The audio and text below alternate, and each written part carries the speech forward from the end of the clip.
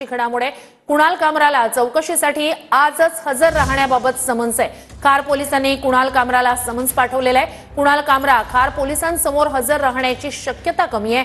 कामरा सध्या मुंबई बाहेर असल्याने तो आज चौकशीसाठी हजर राहण्याची शक्यता कमी आहे।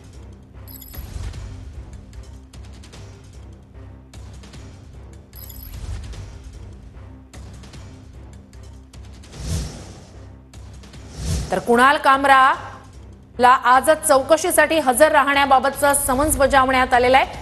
खार पोलिसांनी हे समन्स बजावलेलं आहे, मात्र तो चौकशीसाठी आज हजर राहील याबाबतची शक्यता कमी आहे।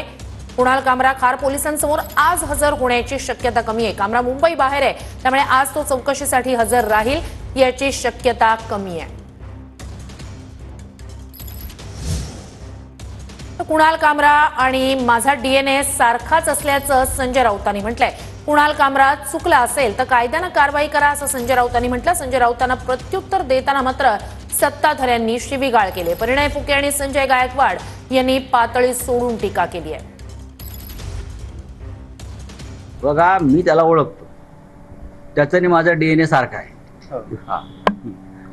असे अनेक लोक आहेत जे लढणारे लोक आहेत, झुकणार नाहीत। माझंही तेच म्हणणं आहे, कायदेशीर कारवाई केली पाहिजे। तुम्ही जर कुणाल कामरा हा चुकलाय, त्यांनी काहीतरी वेगळी भूमिका मांडली आहे जी कायद्याच्या चौकटीत बसत नाही, त्याच्यावर तुम्ही कायद्याने कारवाई करा, त्याला अटक करा। संजय राऊत म्हणतात कुणाल कामरा आणि माझा डीएनए एकच आहे म्हणून। निश्चितच असणार, हरामखोरांचा डीएनए एकच असतो। संजय राऊत बोलतात कामरा आणि माझा डीएनए एकच आहे म्हणून। हो, ते एका बापाचे औलाद असतील दोघे इथे। कोरटकरांचा आणि सोलापूरकरांचा डीएनए कोणाचा आहे हेही तपासण्याची गरज आहे। ती प्रवृत्ती कोणत्या डीएनए मध्ये बसते हे सुद्धा विचारलं